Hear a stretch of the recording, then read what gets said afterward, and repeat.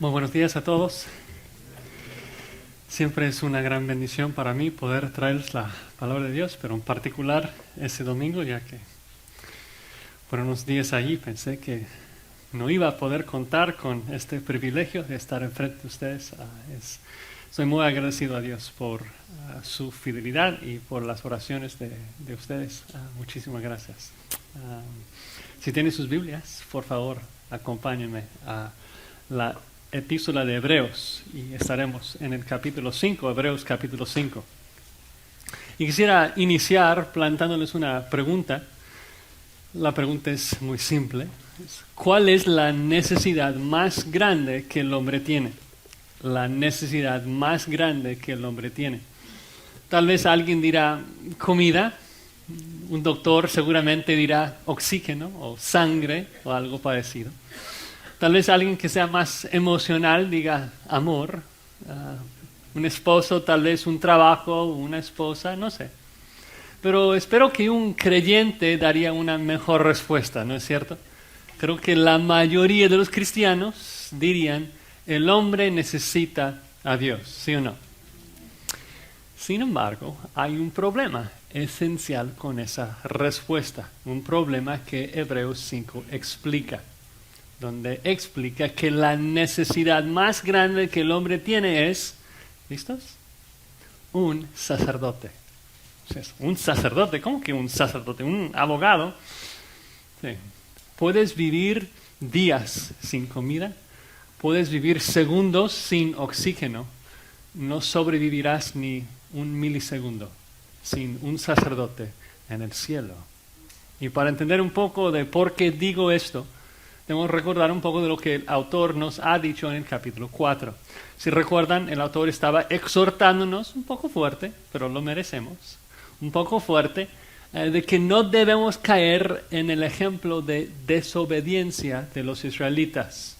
Ellos escucharon la palabra de Dios y no la creyeron, así que todos ellos murieron. Ahora nosotros estamos escuchando la misma palabra de Dios y muchas veces pensamos que podemos escuchar, pero no dar mucha atención, no obedecer. Y pensamos que podemos esconder nuestros motivos, nuestras intenciones, pero no es así. La palabra de Dios es viva y eficaz, una navaja afilada que nos tiene desnudos y desprotegidos delante del juez. El hombre ha sido sentenciado a la muerte y lo peor de todo es que debido a su pecado y la santidad del juez, ni siquiera puede entrar en la presencia del juez para discutir su caso. Es decir, la respuesta, el hombre necesita a Dios, no ayuda mucho porque Dios es fuego santo y consumidor y nosotros como hombres quemaríamos instantáneamente en su presencia. No tenemos acceso a Dios.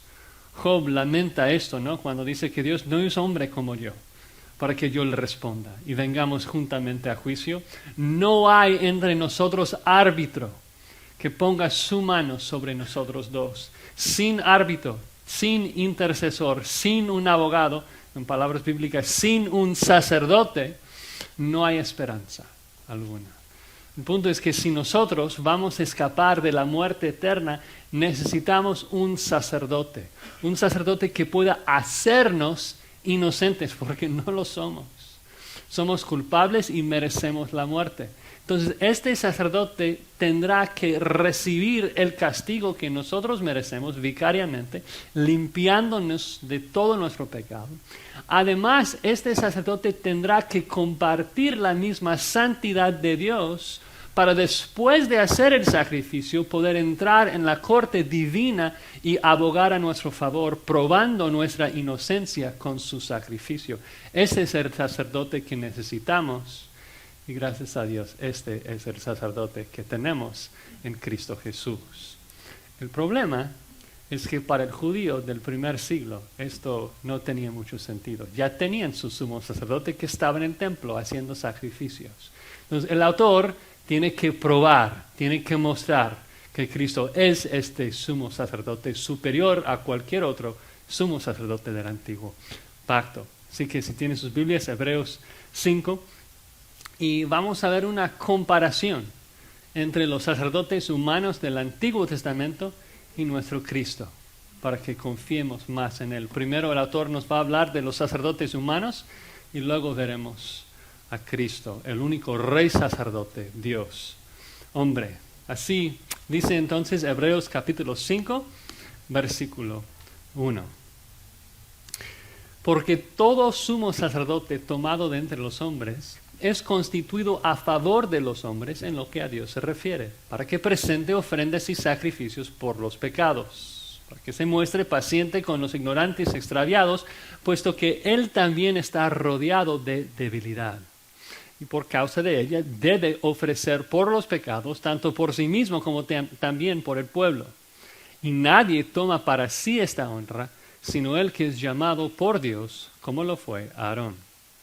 Así tampoco Cristo se glorificó a sí mismo haciéndose sumo sacerdote, sino el que le dijo, tú eres mi hijo, yo te he engendrado hoy. Como también dice en otro lugar, tú eres sacerdote para siempre, según el orden de Melquisedec. Cristo, en los días de su carne, ofreciendo ruegos y súplicas con gran clamor y lágrimas al que le podía librar de la muerte, fue oído a causa de su temor reverente. Y aunque era hijo, por lo que padeció, aprendió la obediencia. Y habiendo sido perfeccionado, vino a ser autor de eterna salvación para todos los que le obedecen. Y fue declarado por Dios sumo sacerdote según el orden de Melquisedec. Entonces, en los primeros 4 versículos, el autor nos va a definir lo que es un sumo sacerdote. Y nos habla de 2 características. Primero, define lo que es un sumo sacerdote. ¿Qué es un sumo sacerdote? Y la respuesta básica es que es un intercesor entre Dios y el hombre. Sin embargo, debemos ser claros cuando decimos esto, porque el texto dice de que todo sumo sacerdote tomado entre los hombres es constituido ¿a favor de quiénes? A favor de los hombres, no a favor de Dios. Dios no necesita un sacerdote. A favor de los hombres en lo que a Dios se refiere. Es decir, no intercede por Dios hacia nosotros. No hace sacrificios por Dios, no ora por Dios. Él trabaja por el pueblo. Muchas veces cuando hablamos de un sacerdote decimos que es un mediador. Y sí, pero no en ambas direcciones.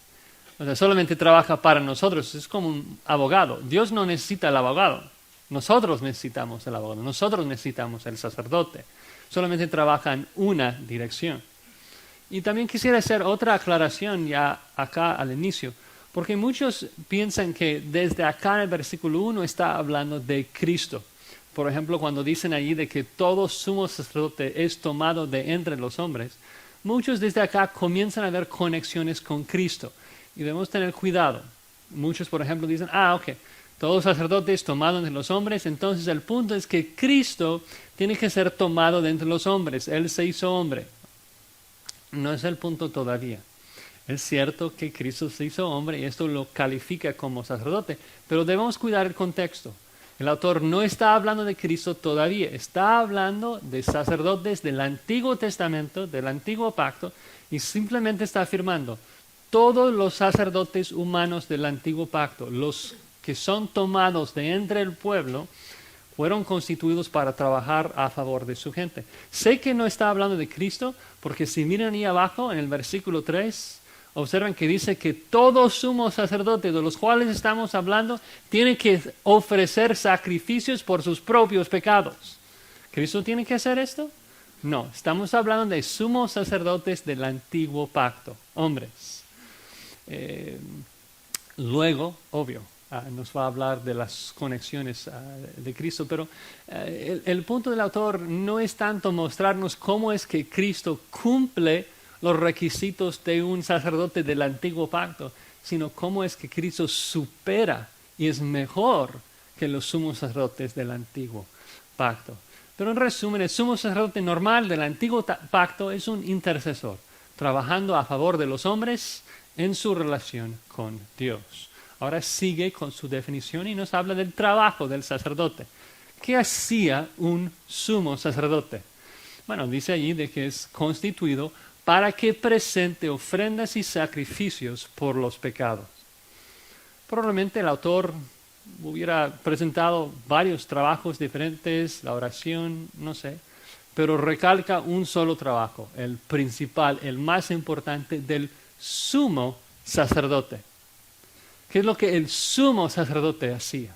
Bueno, su trabajo principal, un día al año, en el día de la expiación, era confesar todo el pecado del pueblo y expiarlo.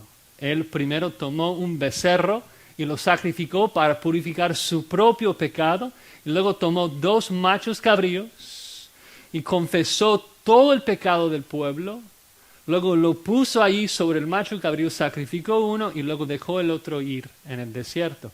El punto es que durante cualquier día normal, un judío solamente podía hacer un sacrificio para expiar un pecado hecho por hierro, como dice Valera, por ignorancia, no a propósito. Pero una vez al año, el sumo sacerdote hacía un sacrificio para expiar todo el pecado. Y obvio, eso es lo que veremos tarde. Pero su trabajo principal tiene que ver con expiar el pecado del pueblo, presentar ofrendas y sacrificios. Aunque algunos tratan de hacer una distinción entre ofrenda, tal vez de grano y sacrificios, el autor de Hebreos utiliza los términos sinónimamente, una ofrenda de animal para expiar pecado. Entonces, está recalcando el trabajo principal del sacerdote. Si hacía algo, tenía que hacer sacrificios. Todo su otro trabajo de orar, de interceder, es completamente inútil sin sacrificio. Sin sacrificio no hay remisión de pecados. Y también antes de continuar quisiera hacer una observación en ese verbo que dice es constituido, que para mí es muy interesante porque es del tiempo presente. ¿Y por qué digo esto? Dice es constituido, no dice que era constituido. Y nos indica de que esta carta fue escrita antes de la destrucción del templo. Es decir, de que el sumo sacerdote seguía funcionando, estando allí en el templo. Los sumos sacerdotes, dice el autor, son constituidos. Es que todavía todo el sistema de los judíos en el templo y todos los sacerdotes seguían trabajando cuando esta carta fue escrita. Y para mí esto es una demuestra grande de la misericordia de Dios. Dios fácilmente pudo haber esperado hasta después de la destrucción del templo para decir, oye, Cristo es el mejor sumo sacerdote porque es el único que vive, los otros fueron matados, ¿no? De que este nuevo sistema es mucho mejor que el otro porque el otro quedó en ruinas, porque los romanos lo destruyó. Pero Dios no trabaja así. Dios en su gran misericordia quiso darles una última oportunidad, así como hizo con Israel antes de la destrucción por los babilonios, darles una última oportunidad de salir del sistema judaico voluntariamente, no por obligación, voluntariamente viendo las excelencias y la gloria de Cristo. Me encanta esto, cómo trabaja con nosotros. Ahora pasemos al versículo 2, y es la parte más fuerte de esta sección, que nos habla del carácter del sacerdote, el carácter del sumo sacerdote. ¿Cómo es un sumo sacerdote? Dice versículo 2, para que se muestre paciente con los ignorantes y extraviados. Hasta ahí. No me gusta tanto la traducción ahí cuando dice para qué. La frase allí, para que, no está en el original. La idea no es indicar propósito. El sacerdote no es constituido para que se muestre paciente. Es constituido para ofrecer sacrificios. Ya vimos esto. En el original dice que todo sumo sacerdote es constituido para que presente ofrendas, siendo capaz de mostrar paciencia. La Biblia de las Américas dice, puede obrar con benignidad. Es decir, está hablando y definiendo la esencia del sumo sacerdote, una cualidad imprescindible. Un sumo sacerdote necesariamente muestra compasión hacia el pueblo. ¿Por qué? Porque tiene las mismas debilidades, ha sido tomado de entre el pueblo, es uno de ellos. Y la palabra paciente también es muy interesante. Es la única vez en la Biblia que se utiliza. Solo acá en el Nuevo Testamento y nunca en la Septuaginta. Literalmente significa a la mitad de la pasión. ¿Qué significa esto? El punto es que el sumo sacerdote no puede errar en los extremos en cuanto a la pasión. El sumo sacerdote no puede mostrar demasiada pasión y enojarse en contra del pueblo. ¿Por qué? Porque sería hipócrita enojarse en contra de lo que él mismo es. Es uno de ellos. Pero tampoco puede errar al lado de mostrar apatía frente a una necesidad. ¿Por qué? Porque él también tiene las mismas necesidades. Entonces está a la mitad, es moderado, muestra moderación en su trato con la gente. ¿Por qué? Porque es lo mismo, está rodeado con las mismas debilidades. Y obvio, cuando pensamos en esto ya comenzamos a conectar puntos con Cristo, ¿no? De que Él es lo mismo, es uno de nosotros y Él sí demuestra compasión, etc. Y el autor también está comenzando a conectar estos puntos porque esa palabra tiene la misma raíz de dos otras palabras que ha usado.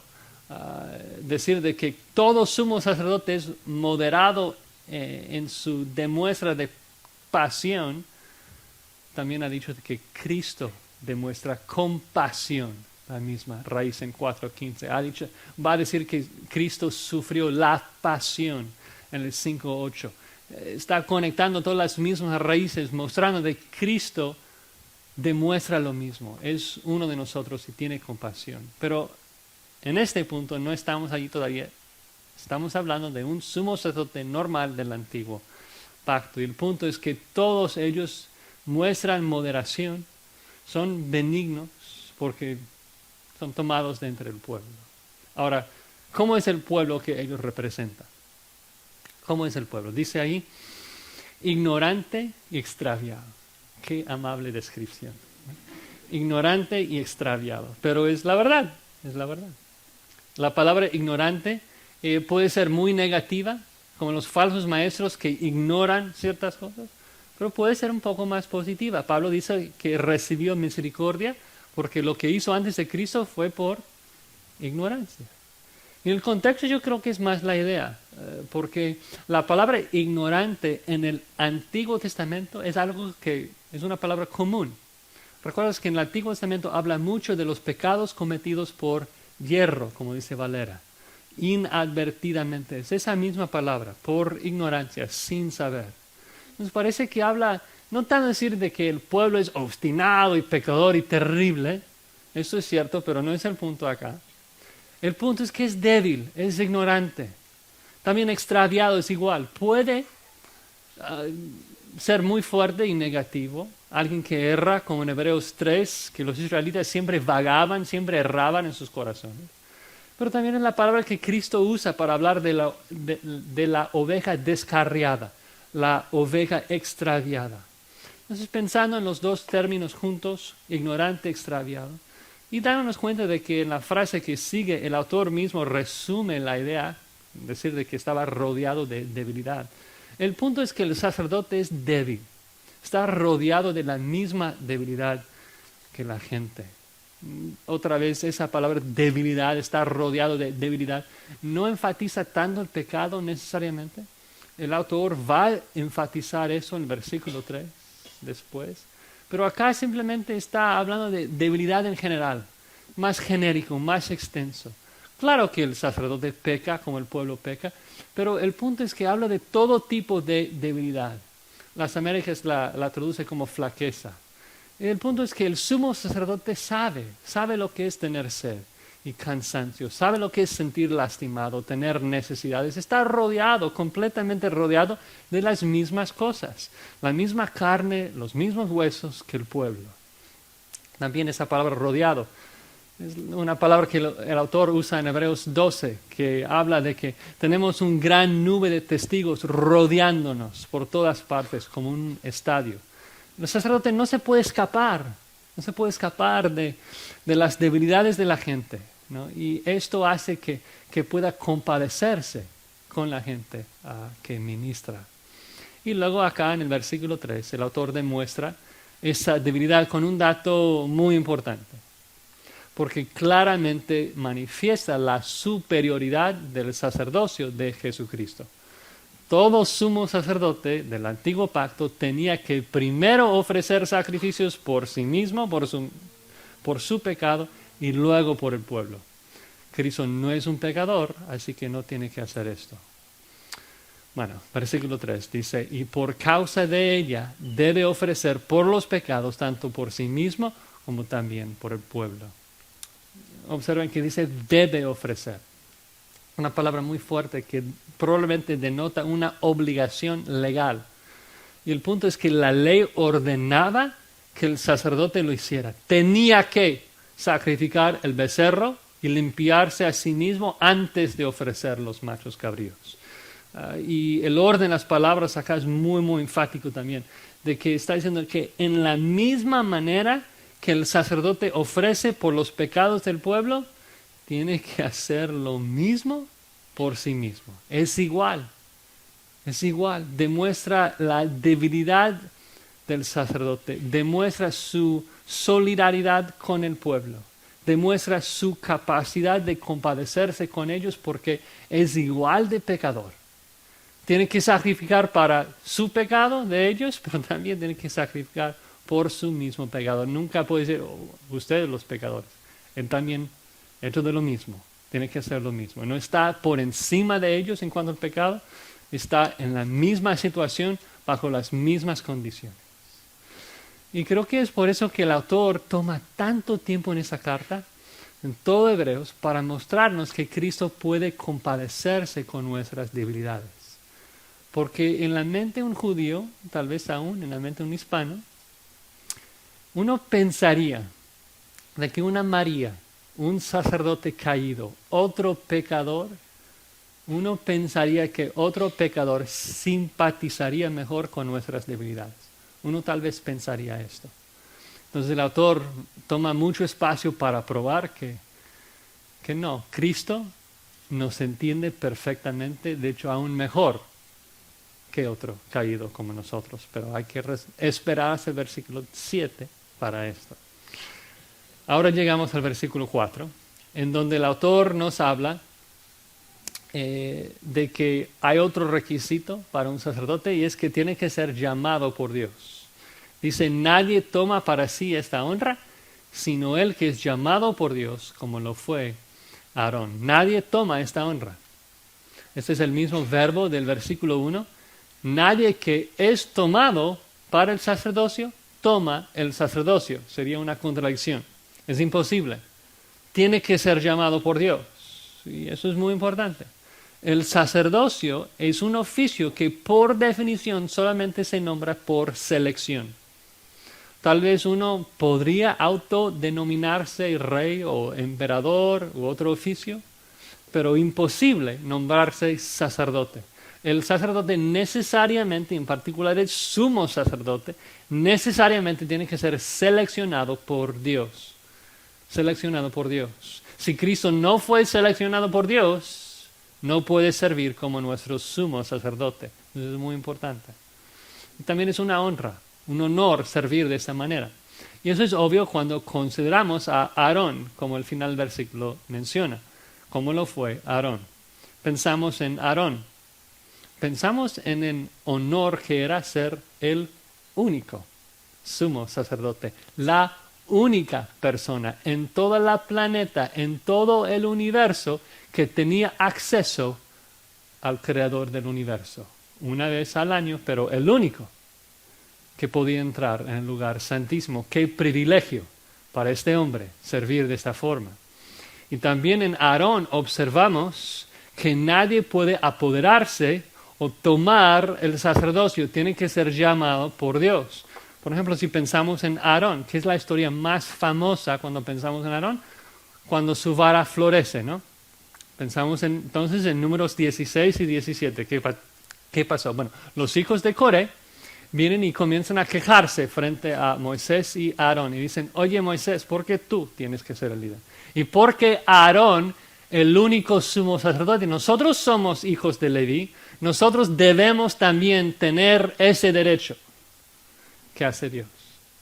demuestra que solamente hay uno y tiene que ser llamado por Dios. Entonces Dios con la tierra traga a Coré y a sus seguidores, y luego al capítulo 17 que sigue, la vara de Aarón florece, Moisés lo guarda en el, en el arca del pacto para mostrar de que solamente Aarón, ningún otro, tiene que ser llamado por Dios.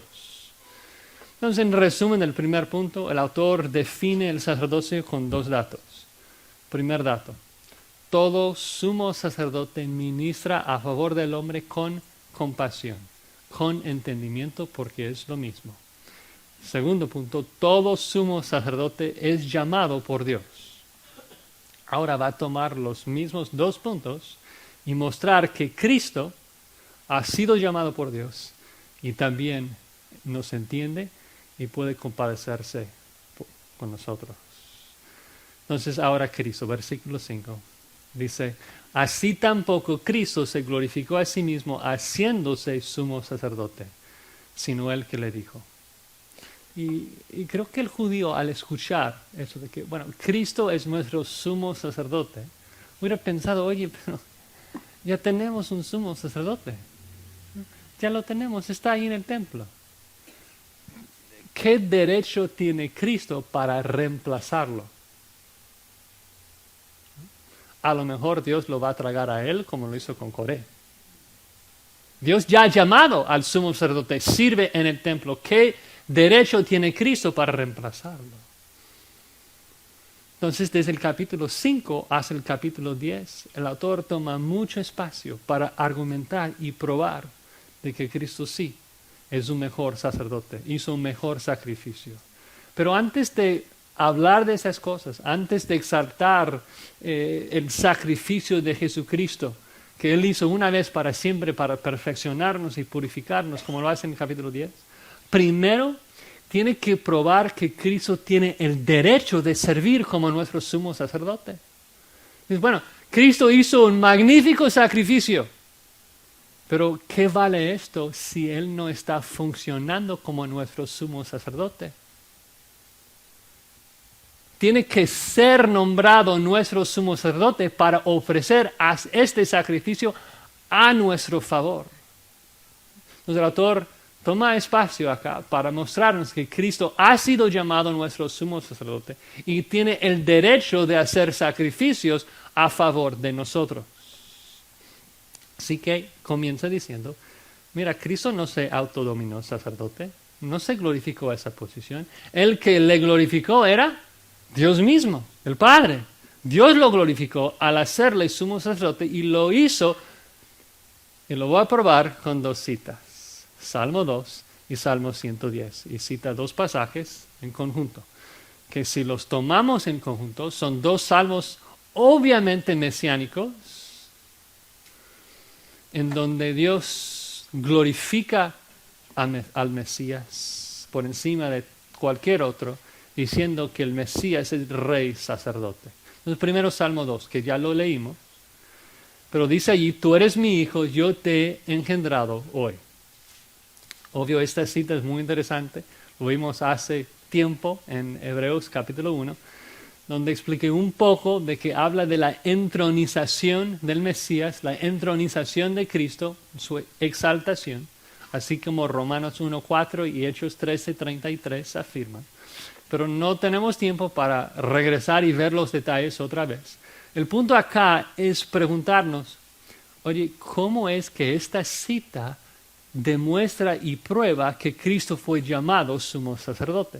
Dice, tú eres mi hijo, yo te he engendrado hoy. ¿Qué tiene que ver esto con ser llamado sacerdote? ¿Cómo es que ser llamado hijo prueba que es sacerdote? Como que nos choca un poco ahí. Entonces hay que tomar un paso atrás. Recuerdas que la idea del autor no es simplemente mostrar que Cristo es un sumo sacerdote como los sacerdotes del antiguo pacto, sino mostrar que Cristo es superior, demostrar su gloria. Entonces, aunque es cierto que Cristo sí cumple con los requisitos básicos de un sacerdote que es humano, que fue llamado, etc., también es superior a todos los sacerdotes del antiguo pacto. Él nunca muere, así que siempre intercede por nosotros. Él no peca, así que no tiene que ofrecer por sí mismo. Hay muchas cosas que el autor va a mencionar.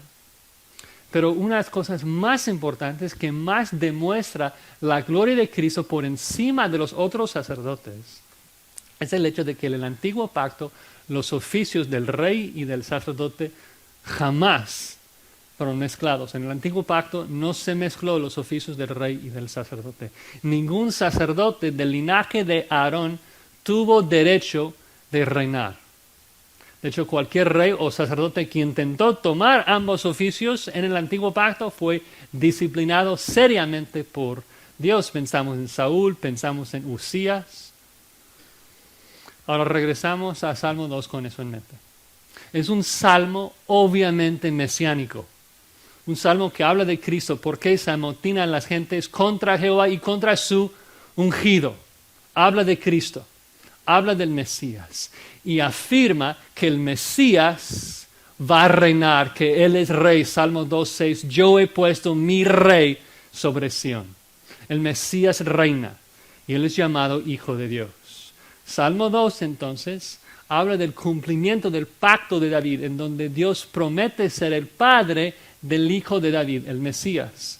Según Samuel 7:14 dice, yo le seré a él padre y él me será mi hijo. Y es obvio que está hablando de Jesús, el eterno Hijo de Dios, porque versículo 13 dice, yo afirmaré para siempre el trono de su reino, y en el 16, su trono será estable eternamente. Esto únicamente se puede cumplir en Cristo. Entonces, para simplificarlo un poco, sé que estoy citando muchos pasajes. La razón por la cual el autor cita Salmo 2 es porque Salmo 2 dice y declara que el Mesías va a reinar como Hijo de Dios. La definición del Mesías del Salmo 2 es el Hijo de Dios reinando con vara de hierro, honrada al Hijo. Luego el autor va a citar otro salmo, obviamente mesiánico, el Salmo 110, en conjunto con Salmo 2, y Salmo 110 dice que el Mesías es sacerdote. Entonces, primero cita un salmo mesiánico diciendo el Mesías es rey, y luego cita otro salmo que dice que el Mesías es sacerdote. Entonces, el Mesías va a ser un sacerdote superior a los sacerdotes del antiguo pacto porque será rey sacerdote. Versículo 6 de Hebreos 5. Como también dice en otro lugar, tú eres sacerdote para siempre según el orden de Melquisedec. Como también dice, es decir, estamos hablando todavía de la misma persona, del Mesías, de Cristo. Y el autor está diciendo, mira, son dos pasajes del Antiguo Testamento. Uno que dice que el Mesías tiene que ser rey, otro que el Mesías tiene que ser sacerdote. Entonces, claro que Cristo califica para ser sacerdote, ha sido llamado por Dios sacerdote, de hecho es un sacerdote mucho mejor. Y todo esto es obvio cuando leemos la última frase, según el orden de Melquisedec. ¿Quién es Melquisedec? Bueno, en el Antiguo Pacto, en el Antiguo Testamento mejor dicho, Melquisedec se menciona dos veces en todo el Antiguo Testamento. Una vez en Salmo 10, que ya leímos, y otra vez en Génesis 14, cuando se introduce. Génesis 14, y escuchen la descripción, es nada más un versículo que habla de Melquisedec. Eso es lo que dice. Melquisedec, rey de Salem y sacerdote del Dios Altísimo. ¿Puede ser más claro? Melquisedec, rey de Salem, sacerdote del Dios Altísimo. Él vivió antes del Antiguo Pacto, fue un sacerdote superior a los sacerdotes del Antiguo Pacto, porque era rey sacerdote. Entonces Cristo es el rey de Salmo 2 que reina, es el sacerdote de Salmo 110 según el orden de Melquisedec.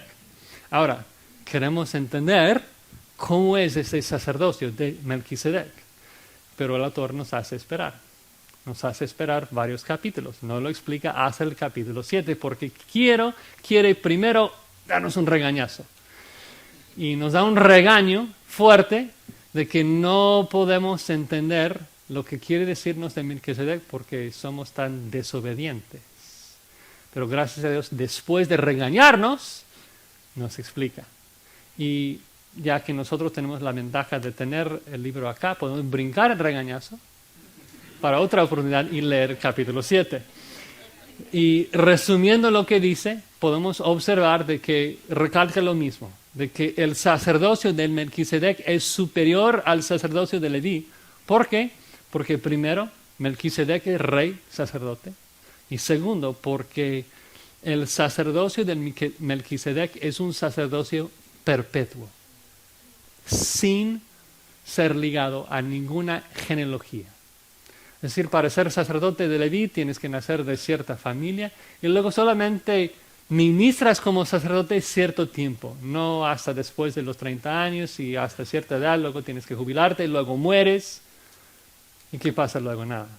Cristo tiene un sacerdocio perpetuo, siempre vive para interceder por nosotros. Es por eso que la cita termina o inicia ahí diciendo, tú eres sacerdote ¿cuándo? Tú eres sacerdote para siempre, para siempre. Cristo siempre intercede por nosotros. Entonces Cristo sí fue llamado sacerdote por Dios en el antiguo pacto, así que sí tiene derecho de ministrar a nuestro favor, de hacer sacrificios por nosotros. No tomó el sacerdocio ilegalmente. Dios lo declaró de antemano. Ahora, la segunda parte de la definición del sacerdote. Ya sabemos que Cristo fue llamado. Ahora la pregunta. ¿Cristo puede compadecerse de nuestras debilidades? O sea, sé que un sacerdote pecador caído, rodeado de nuestras debilidades, sé que Él puede. Pero a lo mejor la divinidad de Jesucristo limita su comprensión de nuestras necesidades. ¿Cristo realmente puede? Versículo 7.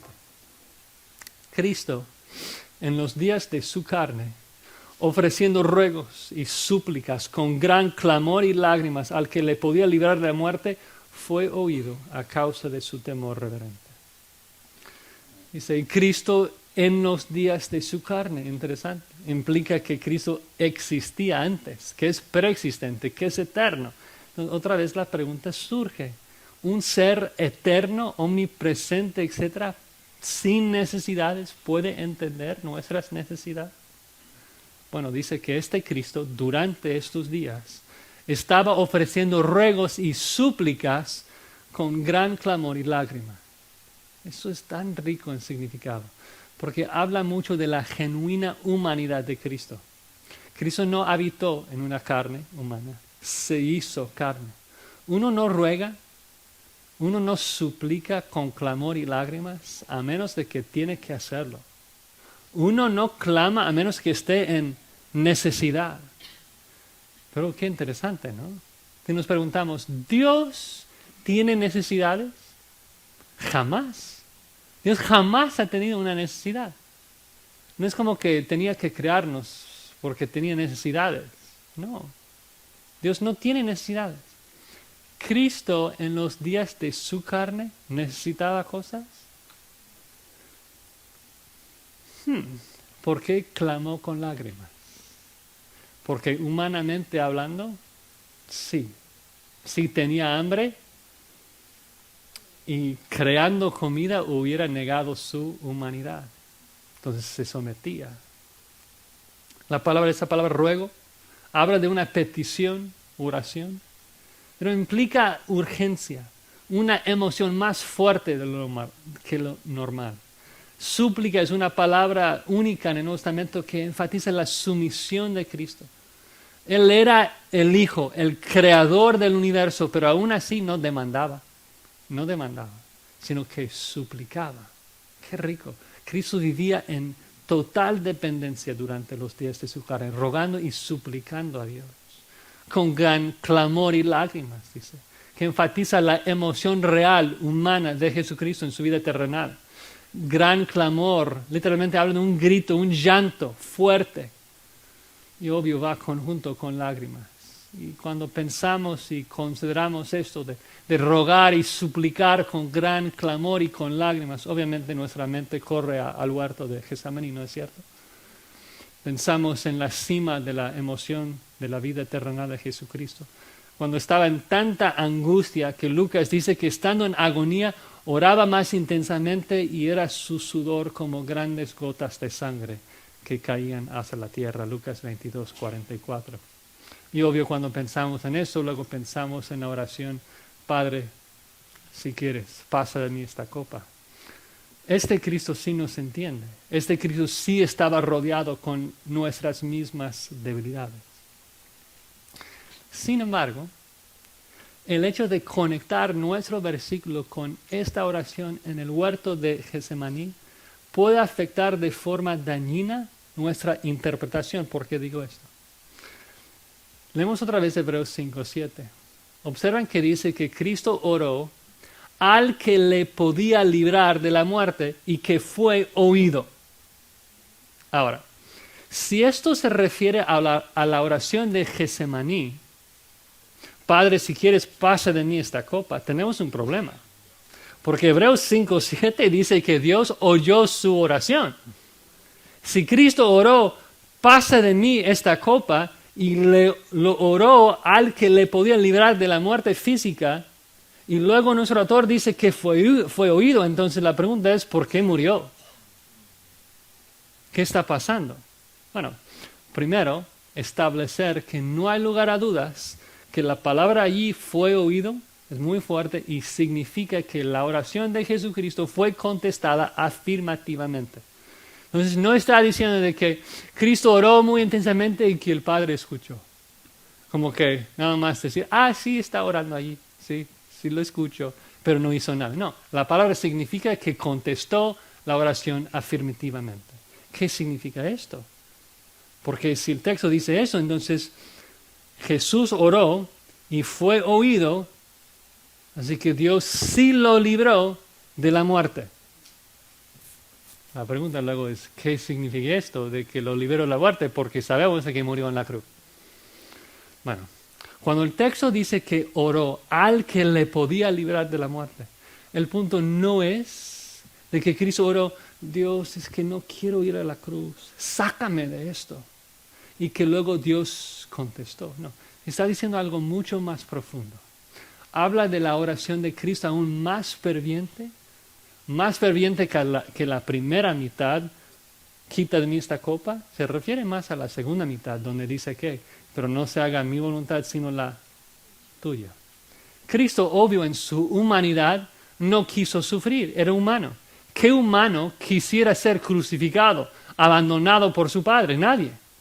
Pero siendo puro y obediente, temiendo a Dios con un temor reverente, mucho más por encima de sus emociones humanas de no sufrir, quiso obedecer. Y supo que Él había venido a la tierra precisamente para morir. Es por eso, cuando leemos los evangelios en su contexto, nos damos cuenta de que Cristo primero oró, Padre, si es posible, quite de mí esta copa, pero no se haga mi voluntad sino la tuya. Y luego dice, después que oró aún más intensamente y comenzó a sudar. ¿Por qué? Porque ahora estaba decidido, ahora supo que tenía que ir a la cruz, que era la voluntad de su Padre, que Él fuera rechazado, abandonado y que muriera en la cruz. Supo que su Padre iba a hacer esto. Y nuestro autor en Hebreos 5:7 nos habla de algo muy profundo, que dice que Cristo oró al que le podía librar desde la muerte. No dice al que le podía librar del acto de morir. La idea más bien es de que librarle desde los muertos. El punto es que Cristo estaba orando, Dios, yo voy a entregar mi alma por completo en tus manos. Oh, por favor, cumple tu palabra. No me dejas allí en el Hades. Oh Señor, confío en ti, en tu plan. Padre, levántame de allí. Y Dios sí escuchó esa oración, que demuestra tan clara de la humanidad de Cristo, totalmente rodeado de carne y hueso, completamente dependiente de su Padre. Digo que demuestra la genuina humanidad de Cristo, ¿por qué? Porque Cristo es Dios. Y Cristo en cualquier momento fácilmente pudo haber liberado a sí mismo de la muerte, de los romanos, de cualquier otra cosa. Pero para llegar a ser un perfecto sumo sacerdote y poder interceder perfectamente para humanos como tú y yo, que tenemos que rogar, tenemos que suplicar con gran clamor y lágrimas. Él se sujetó a Dios, él rogó, él suplicó con lágrimas que Dios no le dejara en la muerte.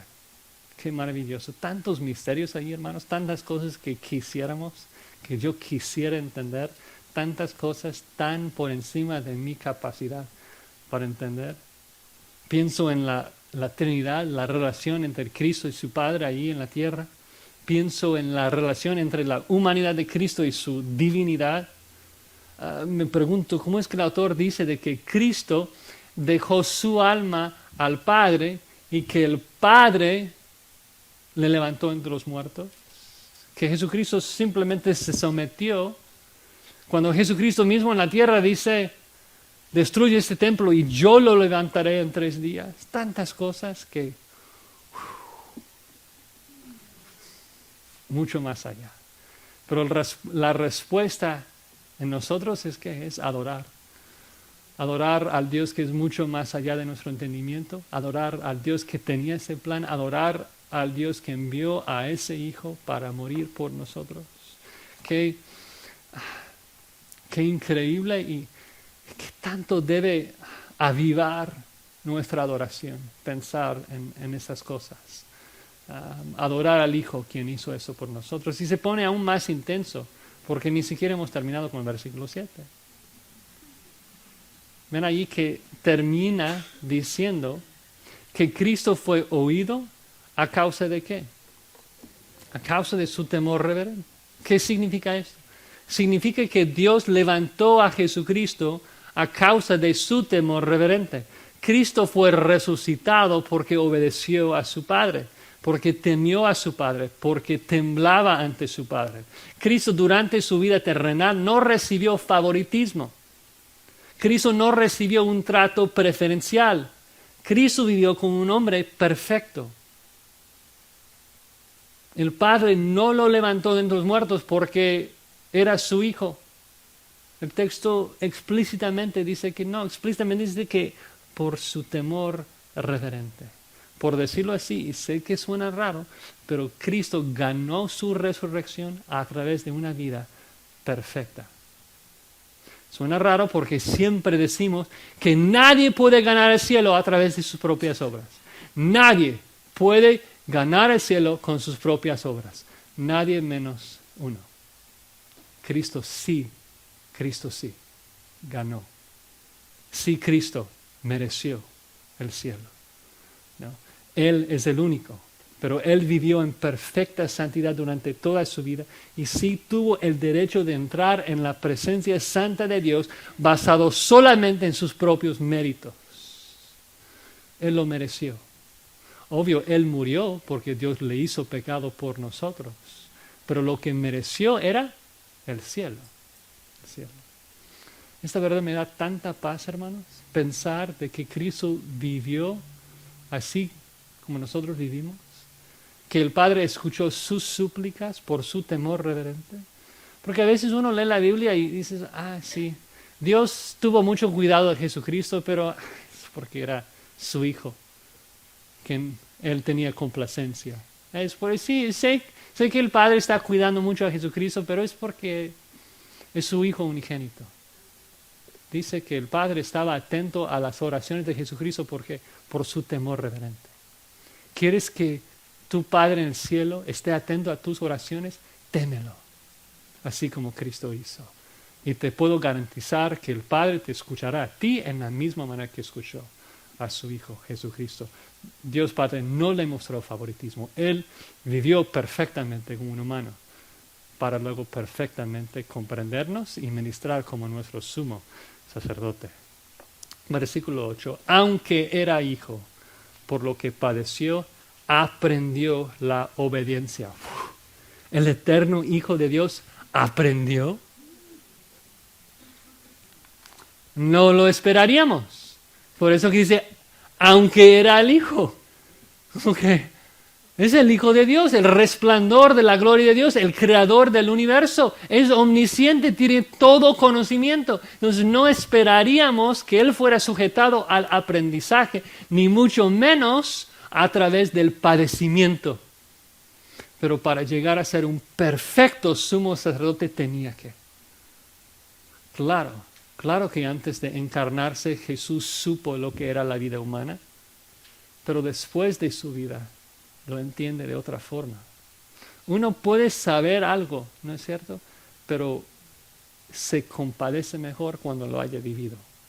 El texto dice literalmente que aprendió por las cosas que padeció. Es plural, por las cosas. Es decir, no se trata solamente de la cruz.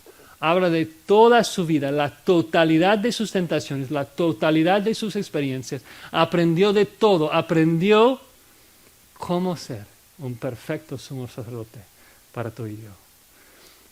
Es cierto que el doctor tiene remedio, pero ¿quién tiene la compasión? El enfermo que está en la cama de al lado.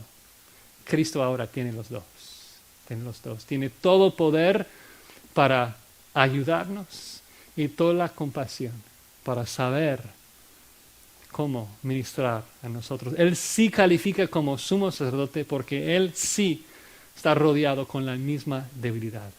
Vivió con las mismas necesidades. Qué tremenda realidad. Que Cristo escogió sufrir esto. Como hemos dicho, Cristo podía haber nacido en un palacio. Él podía haber vivido sin pecado allí y luego morir un balazo en la cabeza, sin mucho sufrimiento. Y esto hubiera sido suficiente para perdonarnos y purificarnos. Un sacrificio vicario perfecto, pero no hubiera sido suficiente para comprendernos. Así que escogió nacer y vivir y morir bajo terribles condiciones para poder interceder perfectamente por nosotros. Se rodeó de tantas debilidades con el propósito de ahora interceder con compasión y con entendimiento, ¿no? Él sí sabe lo que es sentir de que no vas a aguantar ni un segundo más. De hecho, Él sabe más que cualquier de nosotros porque cada uno de nosotros en cada momento de nuestras vidas hemos recibido la gracia de Dios. Y Él es el único humano en la historia que ha sentido lo que es recibir nada y ser completamente abandonado por su Padre. Él sí entiende. Como he dicho antes, nunca jamás insultas la sangre ni la venida de Cristo al pensar de que Él no entiende la vida tan difícil que tú vives. Él vino a la tierra precisamente para poder ser tu sumo sacerdote. Versículo 9, habiendo sido perfeccionado, vino a ser autor de eterna salvación para todos los que le obedecen. Ahora, obvio, algunos se chocan con esa frase de que fue perfeccionado. Como que Dios se perfecciona, implica de que no era perfecto antes, pero no habla de la esencia. Cristo es el mismo ayer, hoy y para siempre. Cristo no cambia, es inmutablemente perfecto. En el contexto, ¿qué está diciendo? En el contexto. Está hablando de la función de Cristo como sumo sacerdote. Está hablando de la capacidad que Cristo ahora tiene como sumo sacerdote de compadecerse de nosotros. Cristo se hizo carne, agregó humanidad a su deidad, luego vivió 33 años sometido a su Padre, sufriendo y aprendiendo. Y esto le perfeccionó como sumo sacerdote. Ahora es un perfecto sacerdote, mejor que cualquier otro. Como Dios Santo tiene acceso al Padre para poder ayudar, como hombre tiene compasión para ayudar de forma adecuada según la necesidad de cada uno de nosotros.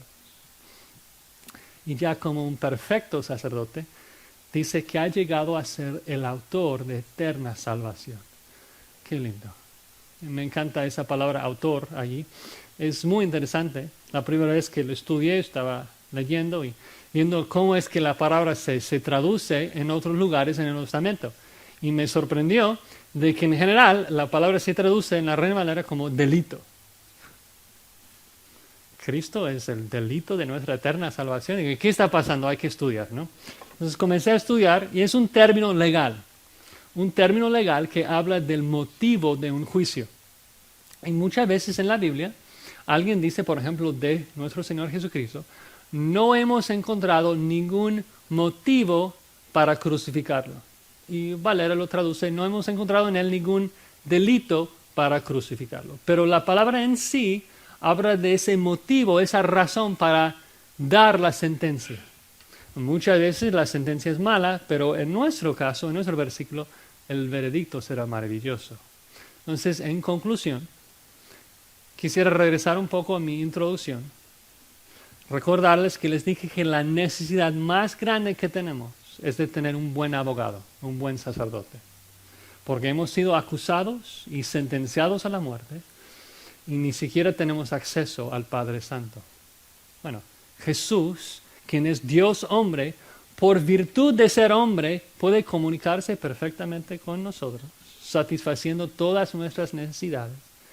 Pero por virtud de ser Dios, puede también comunicarse perfectamente con Dios para ofrecerse a sí mismo y purificar todo nuestro pecado.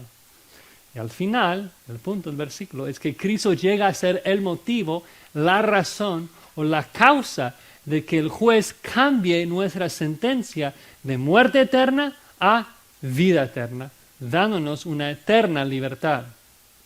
Cristo es un abogado que nunca ha perdido ningún caso. Todos los que Cristo representa resultan ser no culpables. Cristo es el motivo de nuestro veredicto, eterna salvación. Todos los que el sumo sacerdote Jesucristo representa resultan recibir el veredicto, eterna salvación. ¿Amén? Sin embargo, la pregunta del millón al final del versículo, ¿cuál es? ¿Cristo te representa a ti? ¿Cristo es tu sumo sacerdote? Porque, ¿qué dice allí? ¿Cristo es un perfecto sumo sacerdote para todo el mundo? Dice que es un perfecto sumo sacerdote para todos los que le obedecen. Como siempre, el autor de Hebreos mete ahí una exhortación. Si no estás obedeciendo a Cristo, Él no está abogando a la diestra a tu favor. Si todavía estás confiando en sacerdotes humanos, si todavía estás confiando en ritos o en obras tuyas, en vez de depositar toda tu confianza y toda tu vida en las manos de este sacerdote Jesucristo, quien entregó su vida por ti, tendrás que responder al juez sin ayuda y sin esperanza. Es el único que hay que te pueda representar delante del Padre.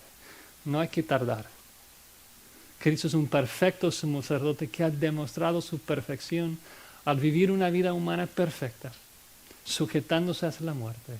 Y Dios ha declarado públicamente que Jesucristo ahora es el perfecto sumo sacerdote para salvar a cualquier persona que le acude a Él. Amén. Señor, gracias. Gracias por ese plan tan sabio, tan magnífico, tan maravilloso de enviar a tu Hijo Jesucristo para encarnarse y cumplir la ley por nosotros, vivir la vida que no pudimos vivir. Y que Él también se sacrificó a sí mismo para purificarnos de todo nuestro pecado. Gracias que tú lo levantaste entre los muertos, mostrándonos de que cada persona que pone su fe en Jesucristo recibirá la misma resurrección que experimentó nuestro sumo sacerdote, Señor y Salvador, Jesucristo. Señor, gracias. Gracias a nuestro Cristo que está a tu diestra, abogando a nuestro favor. Gracias por el Espíritu Santo que nos transforma internamente. Y, Señor, ayúdanos a obedecerte, a andar en tus estatutos. Y también quisiéramos orar por si hay alguien acá que todavía no tiene a Cristo como su sumo sacerdote. Señor, abra su entendimiento, por favor, para que pueda recibir este veredicto tan maravilloso, eterna salvación. Gracias te damos en nombre de Jesús. Amén.